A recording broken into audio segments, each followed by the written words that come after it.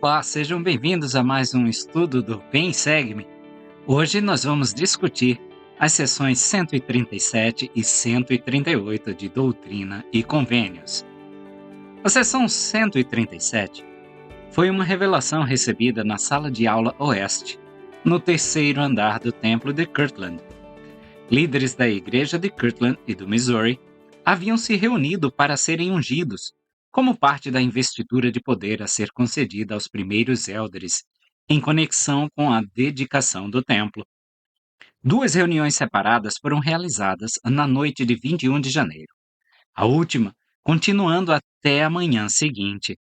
Durante a primeira reunião, Joseph Smith, seu pai e seu irmão Hiram, juntamente com membros da primeira presidência, Sidney Rigdon, Frederick G. Williams e Oliver Cowdery, presidente associado da igreja, da presidência da igreja no Missouri, David Whitmer, William W. Phelps e John Whitmer, dos bispados de Kirtland e do Missouri e do escriba do profeta, Warren Parrish, ungiram-se uns aos outros com óleo santo e ofereceram orações para que as bênçãos da unção fossem aceitas.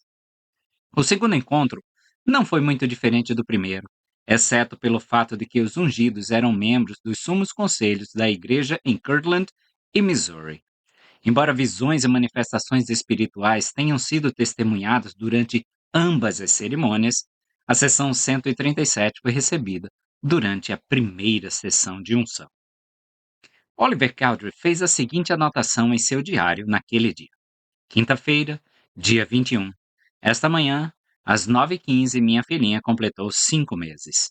Ó Senhor, eu te agradeço por seres tão misericordioso e teres poupado minha única filha. Por volta das 3 horas da tarde, reuni-me no sótão do nosso escritório com tudo preparado para a ocasião, com os presidentes Joseph Smith Jr., F. G. Williams, Sidney Rigdon, Hiram Smith, David Whitmer, John Whitmer e o elder John Correll, e lavamos nossos corpos com água pura perante o Senhor, em preparação para a unção com o óleo sagrado. Depois de sermos lavados, nossos corpos foram perfumados com uma lavagem de aroma agradável. À noite, os presidentes da igreja com os 2 bispos e seus conselheiros e o elder Warren Parrish reuniram-se na sala dos presidentes, e os altos conselhos de Kirtland, o sumo conselho, e Sião, em suas respectivas salas. Os nomeados na primeira sala foram ungidos com o óleo consagrado. O mesmo tipo de óleo e da mesma maneira que Moisés e Arão e aqueles que estiveram diante do Senhor nos dias antigos e aqueles nos outros aposentos com óleo de unção preparado para eles. A cena gloriosa é grandiosa demais para ser descrita neste livro, portanto, digo apenas que os céus se abriram para muitos e coisas grandiosas e maravilhosas foram mostradas. Embora consista em apenas 10 versículos, esta é uma das revelações mais significativas de Doutrina e Convênios. Ela estabelece o fundamento doutrinário sobre o qual repousa todo o conceito de nossos trabalhos em favor de nossos entes falecidos. Ela separa claramente esta doutrina de qualquer noção de que os vivos possam negligenciar suas responsabilidades nesta vida, acreditando que poderão cumpri-las ou que alguém as cumprirá após a morte. Essa revelação ficou apenas registrada no diário de Joseph Smith, e só em 1976 o presidente Spencer W. Kimball decidiu canonizá-la e foi incluída na Pérola de Grande Valor. Em 1979, ela foi movida para Doutrina e Convênios. Cronologicamente, seria a seção 109, mas, teologicamente, encaixa-se perfeitamente como uma introdução à seção 138, que foi recebida por Joseph F. Smith a respeito do mundo espiritual. Versículo 1. Abriram-se os céus sobre nós, e contemplei o reino celestial de Deus e sua glória. No corpo, ou fora do corpo, não posso dizer. Praticamente todas as revelações recebidas por Joseph Smith e registradas em Doutrina e Convênios foram recebidas na presença de outras pessoas. Neste caso, os presentes incluíam o pai do profeta, Joseph Smith Sr., que era o patriarca da igreja, os conselheiros da primeira presidência, a presidência da estaca do Missouri, os bispados de Kirtland e Missouri, e Warren Parrish, o escriba do profeta. Essa linguagem foi usada pelo apóstolo Paulo para descrever uma visão na qual ele também teve permissão para ver o reino celestial. 2 Coríntios 12, versículos 2 a 3. Para Joseph Smith não foi uma experiência fora do corpo, e supomos que também não tenha sido para Paulo. Aparentemente, o que está sendo descrito transcende a experiência mortal normal. Por exemplo, Moisés descreveu sua experiência no alto da montanha dizendo: Agora os meus próprios olhos viram a Deus, mas não os meus olhos naturais, e sim os meus olhos espirituais, pois os meus olhos naturais não poderiam vê-lo, porque eu teria definhado e morrido diante dele. Mas a sua glória estava sobre mim, e eu vi a sua face, porque fui transfigurado diante dele. Moisés 1:11. Versículo 5. Vi o pai Adão e Abraão, e meu pai e minha mãe, meu irmão Alvin, que há muito dorme. Nessa visão extraordinária, o profeta não viu as coisas como eram no reino celestial, mas sim como ainda seriam. Isso lhe pareceu imediatamente evidente, pois viu na visão seu próprio pai e sua mãe.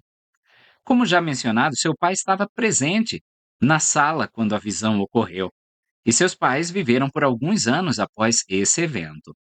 Cada uma das pessoas mostradas na visão parece ter sido escolhida deliberadamente para enfatizar que a salvação é uma questão familiar e que se centra nas promessas feitas aos nossos ancestrais.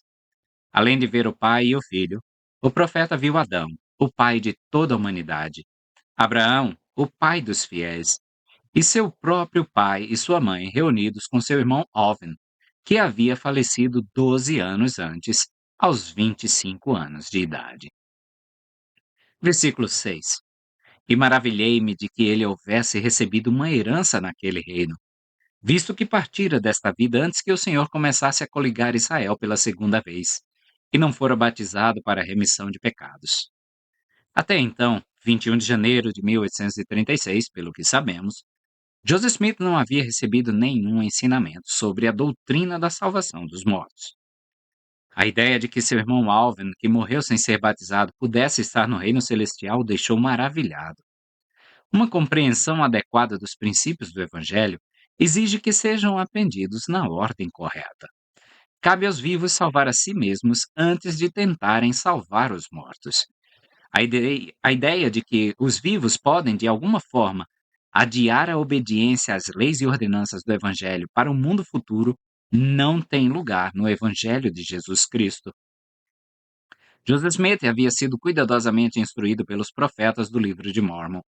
Ele compreendeu que esta vida é o tempo para os homens se prepararem para encontrar com Deus, o tempo para eles realizarem seus labores, e que não podemos adiar o dia do nosso arrependimento até a morte, pois depois deste dia de vida que nos é dado para nos prepararmos para a eternidade, eis que, se não aproveitarmos bem o nosso tempo enquanto estivermos nesta vida, então virá a noite tenebrosa na qual nenhum trabalho poderá ser executado. Alma 34, 32 e 33.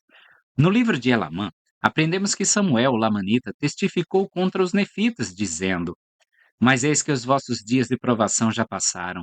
Adiastes o dia da vossa salvação, até que seja eternamente tarde demais e a vossa destruição seja certa. Sim, porque buscaste todos os dias da vossa vida aquilo que não pudestes obter, e buscastes a felicidade praticando a iniquidade, o que é contrário à natureza da justiça, que está em nosso grande e eterno cabeça. Elamã 13:38. O Salvador disse, segundo consta: Vinde a mim e sede salvos, porque em verdade vos digo que, a menos que guardeis os meus mandamentos, que vos ordenei neste tempo, de modo algum entrareis no reino dos céus. Terceiro Nefe 12:20. Esse texto, então, ensina que ser coligado significa ser batizado ou tornar-se membro da igreja restaurada. Citando seu pai, Nefe ensinou o mesmo princípio. Depois que a casa de Israel fosse dispersa, seria reunida novamente. Ou, enfim, depois que os gentios tivessem recebido a plenitude do evangelho, os ramos naturais da oliveira ou os remanescentes da casa de Israel seriam enxertados ou chegariam ao conhecimento do verdadeiro Messias, seu Senhor, e seu Redentor. 1 Nef 10, 14. Serão restaurados à verdadeira igreja e ao rebanho de Deus. 2 Nef 9, 2. Versículos 7 a 9. Assim veio a mim a voz do Senhor, dizendo: todos os que morreram sem conhecimento deste evangelho, que o teriam recebido caso tivessem tido permissão de aqui permanecer, serão herdeiros do reino celestial de meu Pai. Também, todos os que morrerem daqui em diante sem conhecimento dele, que o teriam recebido de todo o coração, serão herdeiros desse reino. Pois eu, o Senhor, julgarei todos os homens segundo suas obras, segundo o desejo de seu coração. Nesses versículos, os princípios sobre os quais se baseia a doutrina da salvação dos mortos são anunciados pela primeira vez nesta dispensação. São eles, primeiro, que a doutrina se aplica somente àqueles que morreram sem conhecimento do Evangelho. Segundo, que Deus deve ler os corações dos envolvidos e afirmar que se o Evangelho lhes tivesse sido apresentado na mortalidade, eles o teriam aceitado. E terceiro, Deus deve julgar que não apenas teriam aceitado o Evangelho, mas que o teriam feito de todo o coração, o que significa que teriam perseverado valentemente e fielmente até o fim. Esses princípios estão em perfeita consonância com a promessa de Pedro de que aqueles que recebem o Evangelho no mundo espiritual devem fazê-lo de tal maneira que sejam julgados segundo os homens na carne. 1 Pedro 4, 6. Ou seja, o preço em fé e obras para receber o Evangelho no mundo espiritual é o mesmo que o preço para recebê-lo na mortalidade. A questão que se coloca é por que Alvin foi escolhido para representar essas verdades? A resposta é que ele é o exemplo perfeito do tipo de pessoa a quem esses princípios se aplicam. Alvin morreu em novembro de 1823. Sua morte foi motivo de grande tristeza para a família Smith e para a jovem com quem ele estava noivo. Suas almas feridas foram profundamente dilaceradas em seu funeral pelos comentários insensíveis do ministro presbiteriano que o condenou ao inferno por não ter sido batizado nem frequentado aquela igreja. Apesar de sua relativa juventude, Alvin era um homem de incomum propensão espiritual. Antes de morrer, chamou cada um de seus irmãos e irmãs à sua cabeceira e lhes deu uma última admoestação. Ao seu irmão Joseph, de 18 anos, disse: seja um bom rapaz e faça tudo o que estiver ao seu alcance para obter o registro, que era o livro de Mórmon. Seja fiel em receber instrução e em guardar todos os mandamentos que lhes forem dados. A mãe Smith declarou que Alvin sempre demonstrou um zelo e uma ansiedade maiores, se é que isso era possível, do que qualquer um dos outros em relação ao registro que havia sido mostrado a Joseph, e sempre mostrou o mais intenso interesse pelo assunto. Com isso em mente, não conseguíamos suportar ouvir ou dizer uma palavra sequer sobre o assunto, pois no momento em que Joseph falava do registro, imediatamente nos lembrávamos de Alvin com toda a sua bondade, seu afeto, seu zelo e sua piedade. E quando olhávamos para o seu lugar e percebíamos que ele havia partido, para não retornar mais nesta vida, todos choramos em uníssono por nossa perda irreparável e não podíamos ser consolados, porque ele não estava mais aqui. Quase 20 anos depois, Joseph Smith relatou seus sentimentos na época da morte de Alvin, dizendo: lembro-me bem da dor profunda que inundou meu peito juvenil e quase fez meu coração terno explodir quando ele morreu. Ele era o mais velho e o mais nobre da família de meu pai. Ele viveu sem mácula desde criança. Ele era um dos homens mais sóbrios e, quando morreu, o anjo do Senhor o visitou em seus últimos momentos. Pode-se confiar que as balanças da justiça usada nos reinos celestiais produzirão aquela perfeita equidade e julgamento conhecidos somente por um Deus onisciente. Nossas obras serão colocadas em um dos pratos da balança e os desejos do nosso coração no outro. Onde nossas obras forem insuficientes devido a circunstâncias fora do nosso controle, os desejos do nosso coração poderão compensar. Por exemplo, se alguém não se casou no templo porque a oportunidade não lhe foi dada, mas a critério de Deus, essa pessoa teria aproveitado a oportunidade de todo o coração, então a balança está equilibrada. Esse indivíduo é recompensado como se estivesse cumprindo o mandamento. Por outro lado, obras impressionantes podem ocultar desejos malignos não realizados, apenas porque a oportunidade de realizá-los não surgiu. Novamente, a recompensa estará de acordo com os desejos do coração. Embora os homens possam enganar uns aos outros, ninguém enganará a Deus. Nem haverá uma única alma, de uma extremidade da eternidade à outra, que será privada das bênçãos do céu, por causa de circunstâncias fora do seu controle. Versículo 10. E vi também que todas as crianças que morrem antes de chegar à idade da responsabilidade são salvas no reino celestial. As criancinhas viverão. Que prova mais perfeita de um Deus onisciente e amoroso do que a doutrina que proclama que as criancinhas que morrem são herdeiras da glória celestial? Nenhuma bênção lhe será negada e nenhuma oportunidade lhe será negada também. O testemunho do livro de Mórmon e dos oráculos dos últimos dias é certo e claro. As crianças que morrem antes da idade da responsabilidade ressuscitarão na ressurreição dos justos e desfrutarão de todos os privilégios associados à vida eterna e à unidade familiar. Como resultado de sua visão no reino celestial, o profeta Joseph Smith registrou esse versículo. Essa ideia não era inteiramente nova para o profeta, pois ele havia aprendido com o livro de Mórmon e revelações anteriores sobre a disposição do Senhor em relação ao status das crianças. Um anjo explicou ao rei Benjamim que o menino que morre na infância não perece. Mosias 3:18. Após ter descrito a natureza daqueles que ressuscitarão na primeira ressurreição, Abinadi disse simplesmente: "E as criancinhas também têm vida eterna." Mosias 15:25. Uma revelação dada em setembro de 1830 especificou que as criancinhas são redimidas desde a fundação do mundo, por meio de meu unigênito. Doutrina e Convênios 29:46. Doutrina e Convênios, seção 138. Essa revelação, geralmente conhecida como a visão da redenção dos mortos, foi dada a Joseph F. Smith, sexto presidente da igreja, um dia antes da conferência de outubro de 1918. Ela foi recebida na Casa da Colmeia, onde o presidente da igreja e sua família moravam. Após a conferência, ele a ditou a seu filho e homônimo Joseph Fielding Smith Jr., então membro do Quórum dos 12 Apóstolos, que por sua vez se tornou o 10º presidente da igreja. Em 31 de outubro, ela foi submetida aos conselheiros do presidente Smith, ao Quórum dos 12 Apóstolos e ao Patriarca, e foi unanimemente aceita por eles. Contudo, ela só foi acrescentada ao cânone das Escrituras em 1978.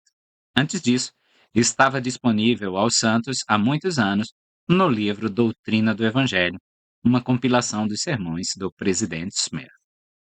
O presidente Smith estivera doente durante os 5 meses que antecederam a Conferência Geral de outubro de 1918 e, sem dúvida, ponderara sobre sua própria morte, que ocorreu no mês seguinte, e refletira sobre a natureza do ministério que seria seu no mundo espiritual.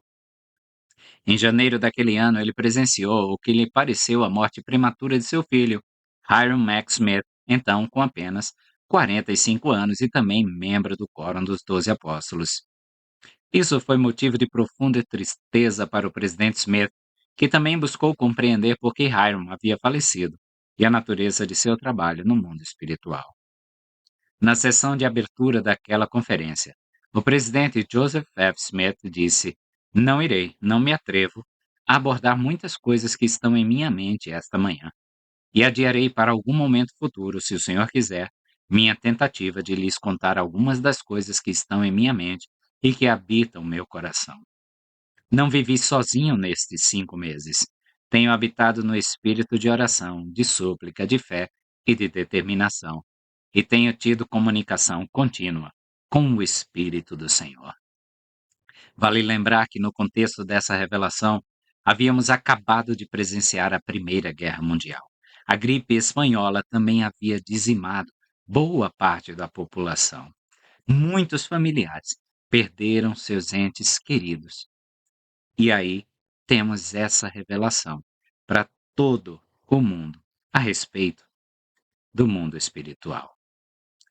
Vamos começar com o versículo 3.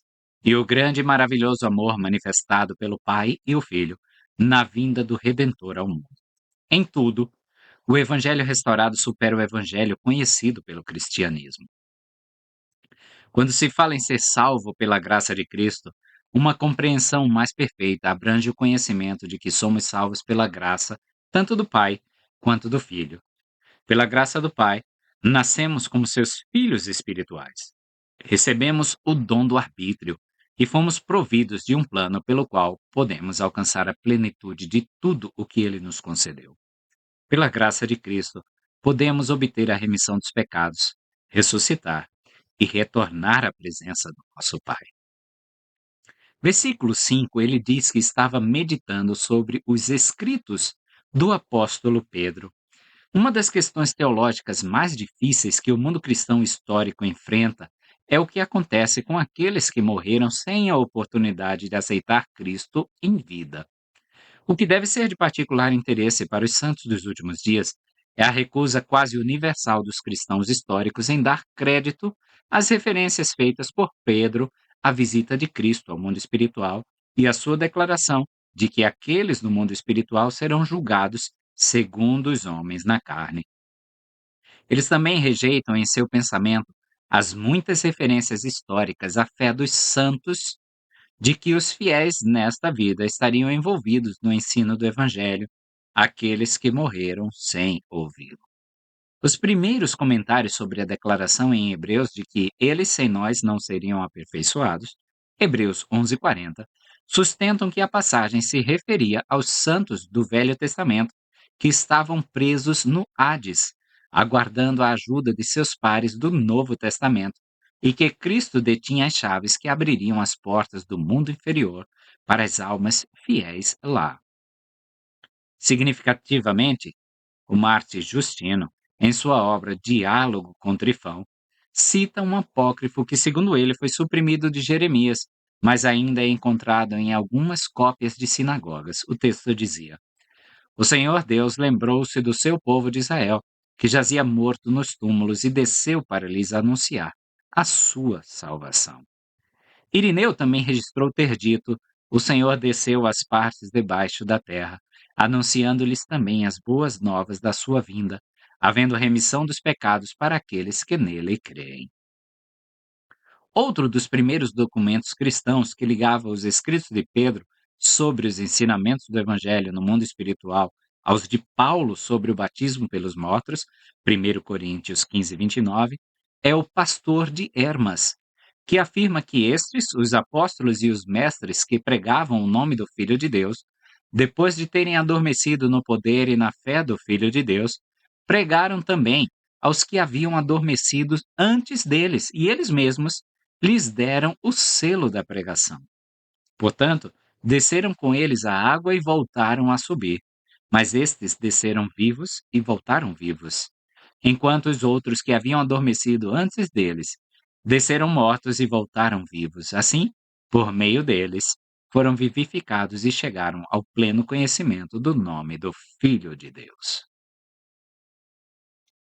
Versículos 12 a 14. E achava-se reunido em um só lugar um grupo incontável dos espíritos dos justos, que foram fiéis no testemunho de Jesus enquanto viveram na mortalidade, e que ofereceram sacrifício à semelhança do grande sacrifício do Filho de Deus, e sofreram tribulações em nome de seu Redentor. Todos esses haviam partido da vida mortal com a firme esperança de uma gloriosa ressurreição, por meio da graça de Deus, o Pai, e seu Filho unigênito, Jesus Cristo. Esses três versículos, que constituem duas frases, proporcionam uma compreensão maior da fé daqueles que viveram antes da vinda de Cristo do que se pode encontrar nos volumosos escritos dos maiores estudiosos do Velho Testamento no mundo.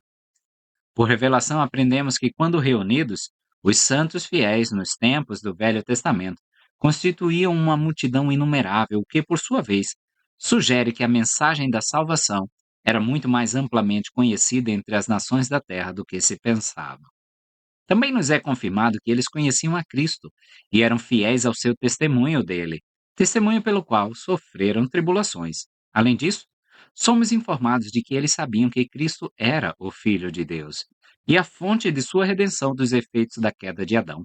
Aprendemos que eles compreendiam plenamente o simbolismo e o propósito da lei do sacrifício. Mais ainda, aprendemos que eles entendiam que a salvação lhes vinha pela graça de Deus, a quem reconheciam como seu Pai, e pela graça de seu Filho, Jesus Cristo, que era o unigênito do Pai encarnado. Nenhuma dessas verdades pode ser compreendida a partir do Velho Testamento, tal como chegou até nós. Nenhuma delas faz parte da compreensão do mundo acadêmico. Contudo, todas elas são fundamentais para a compreensão da plenitude do Evangelho que nós, como santos dos últimos dias, sabemos que esses antigos santos possuíam. O lugar mencionado aqui nesses versículos é o paraíso. A reunião poderia ser comparada a uma conferência geral da igreja, a qual somente aqueles que morreram na fé são admitidos. Todas as almas fiéis e justas que viveram desde os dias de Adão até a morte de Cristo estavam reunidas. Falando mais de 100 anos antes, Alma disse havia muitos, muitíssimos que foram purificados e entraram no repouso do Senhor, seu Deus. Alma 13:12. Eles são mencionados no versículo 18 dessa seção como uma vasta multidão. Versículo 15. Vi que estavam cheios de júbilo e alegria, e regozijavam-se juntos, porque se aproximava o dia de sua libertação. A mensagem de salvação, o Evangelho de Jesus Cristo, frequentemente chamada de Boas Novas, sempre foi acompanhada por um espírito de alegria e júbilo. Foi saudada por nós e por nossos irmãos na fé nos conselhos celestiais, com cânticos de louvor e brados de júbilo. Jó 38:7. Jacó, como porta-voz de todos os que ponderaram cuidadosamente sobre a bondade do Evangelho, expressou louvores como: ó, a sabedoria de Deus, sua misericórdia e graça, ó, quão grande é a bondade de nosso Deus, e ó, quão grandioso é o plano de nosso Deus. Segundo Nefe, capítulo 9, versículos 8, 10 e 13. Versículo 17. Seu pó adormecido seria restaurado em sua perfeita forma, cada osso a seu osso, e os tendões e a carne sobre eles, o espírito e o corpo reunidos para nunca mais se separarem, a fim de receberem a plenitude da alegria. Somente Alma 11:45 pode rivalizar com esse texto como uma definição de ressurreição.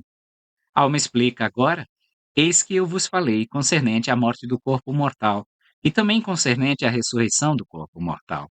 Digo-vos que este corpo mortal é elevado a um corpo imortal, isto é, da morte, sim, da primeira morte para a vida, de modo que não possam mais morrer.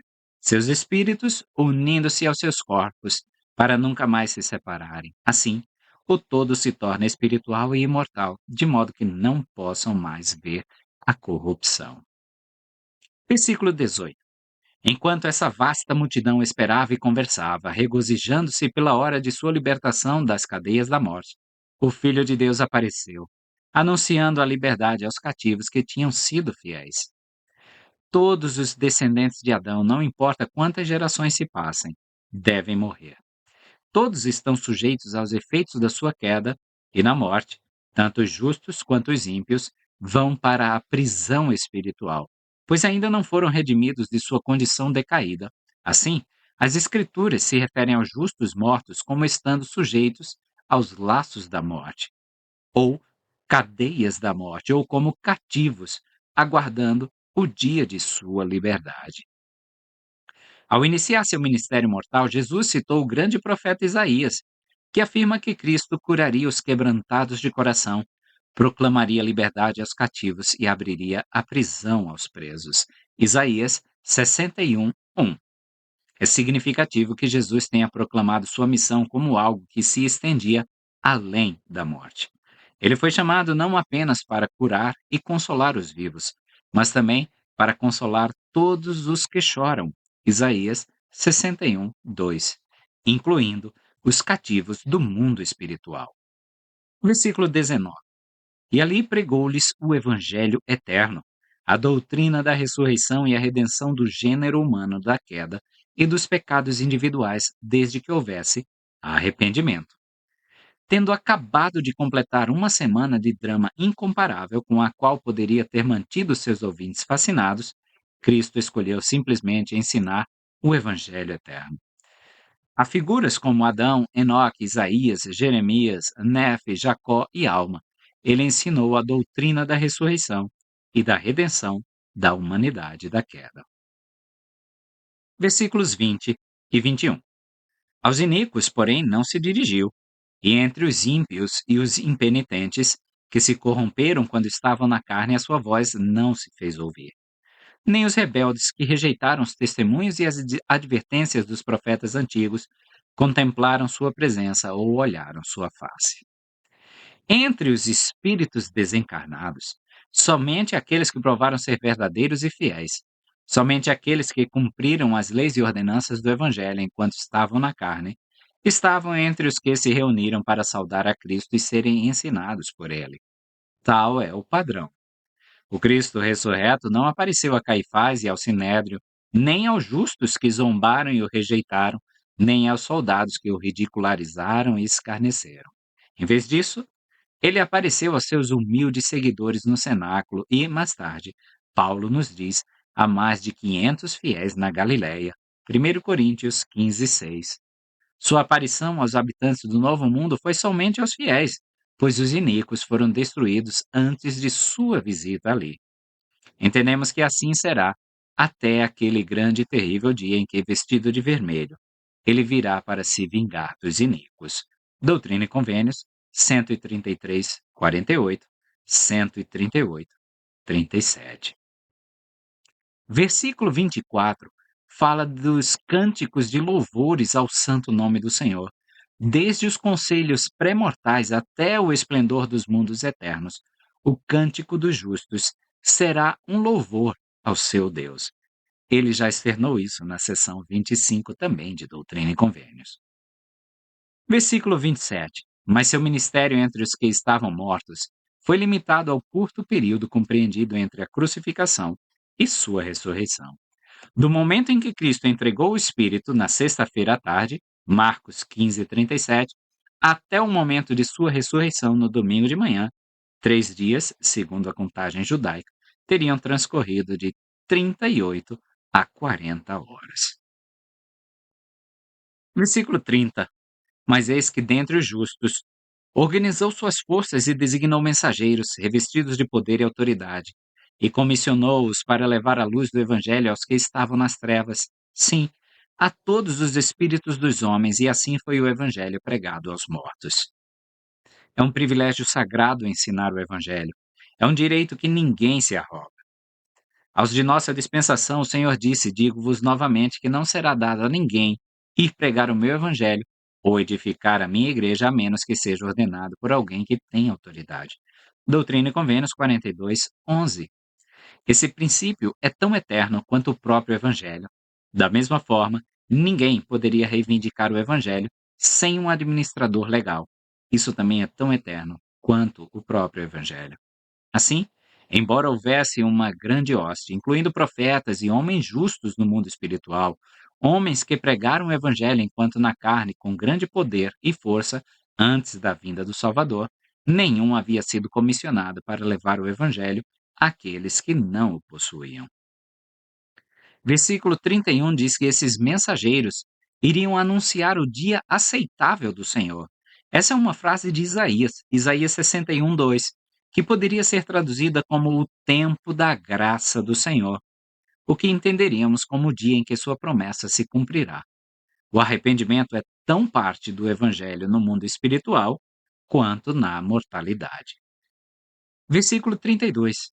Desse modo foi pregado o evangelho àqueles que haviam morrido em seus pecados, sem conhecimento da verdade ou em transgressão, tendo rejeitado os profetas.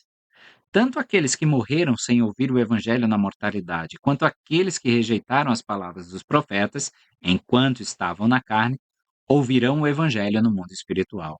Ou seja, o evangelho será ensinado a todos os que quiserem ouvir. Aqueles que tiveram a oportunidade de receber o Evangelho nesta vida, sendo Deus o seu juiz, e o rejeitaram, poderão aceitá-lo no mundo espiritual para sua bênção, mas não para sua exaltação. Isso não significa que não haja arrependimento no mundo espiritual. Esta revelação declara que os mortos que se arrependem serão redimidos por meio da obediência às ordenanças da casa de Deus. E depois de terem pago a pena de suas transgressões e serem purificados, receberão uma recompensa de acordo com suas obras, pois são herdeiros da salvação. Está lá no versículo 58 e 59 desta seção. Versículos 33 e 34. A esses foi ensinada a fé em Deus, o arrependimento do pecado, o batismo vicário para a remissão de pecados, o dom do Espírito Santo pela imposição de mãos, e todos os outros princípios do Evangelho que precisavam saber a fim de qualificarem-se para ser julgados segundo os homens na carne, mas viver segundo Deus no Espírito. A morte não altera os princípios do Evangelho. O plano de salvação é o mesmo para os vivos e para os mortos. Conhecer o Evangelho em nosso segundo estado é conhecê-lo no mundo espiritual e na ressurreição. Nossas revelações prometem que qualquer princípio de inteligência que alcançarmos nesta vida ressuscitará conosco na ressurreição. Doutrina e Convênios 130, 18. Frequentemente se pergunta se é mais fácil ou mais difícil aceitar o Evangelho no mundo espiritual. Se aqueles que estão nessa esfera serão julgados segundo os homens na carne, será necessário o mesmo grau de fé e coragem para aceitar e viver o Evangelho lá, como aqui. Para aqueles que têm vivido de acordo com os princípios do Evangelho, aceitá-lo será um passo natural em sua progressão. Aqueles cujas vidas foram dedicadas à devassidão, à iniquidade e à guerra contra a luz e a verdade terão a maior dificuldade em mudar de rumo. Versículo 37. Para que levassem a mensagem de redenção a todos os mortos a quem ele não poderia pregar pessoalmente por causa de sua rebeldia e transgressões, a fim de que eles, pelo ministério de seus servos, também ouvissem suas palavras.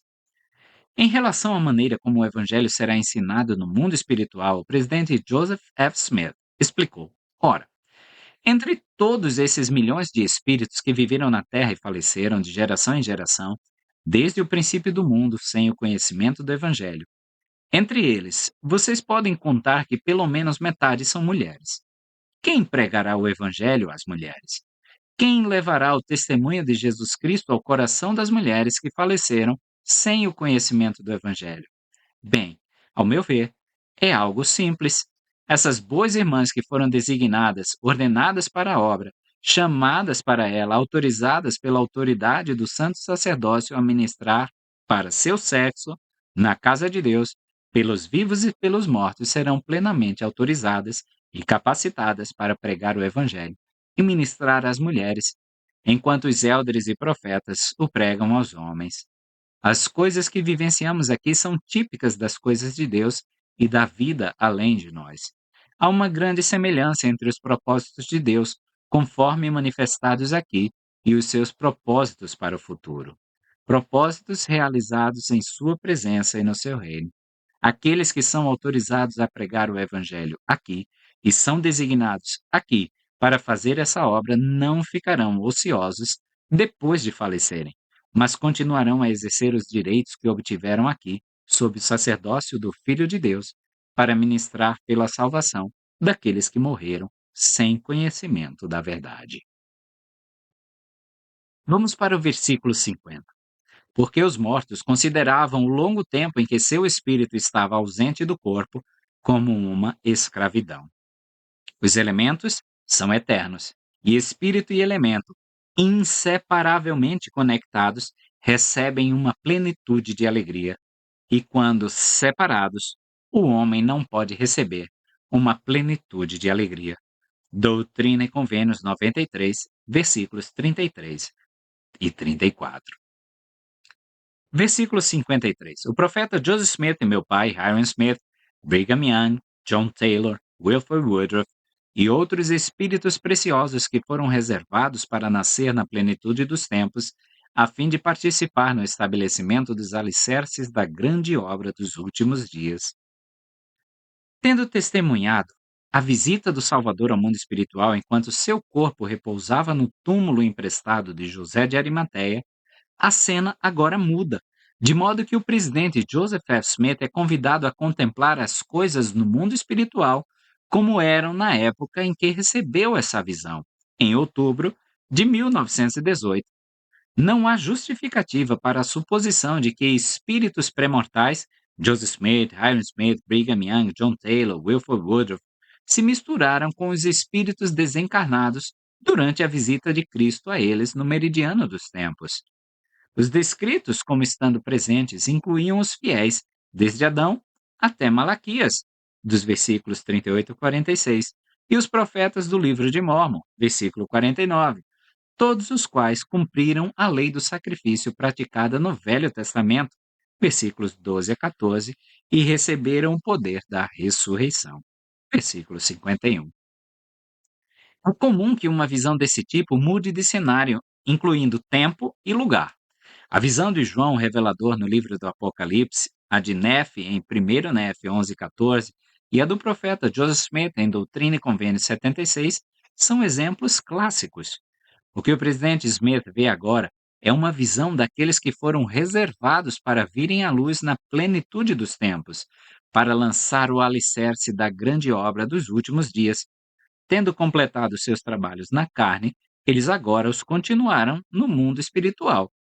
Os versículos 55 e 56 podem muito bem ser uma referência ao nosso primeiro estado. Versículo 57. Vi que os élderes fiéis dessa dispensação, quando deixam a vida mortal, continuam seus labores na pregação do evangelho do arrependimento e da redenção, por meio do sacrifício do Filho unigênito de Deus, entre aqueles que estão nas trevas e sob a servidão do pecado no grande mundo dos espíritos dos mortos. O presidente Wilford Woodruff explicou que no mundo espiritual, todo apóstolo, todo 70, todo elder, etc., que morreu na fé, assim que passa para o outro lado do véu, entra na obra do ministério, e há 1000 vezes mais para pregar lá do que aqui.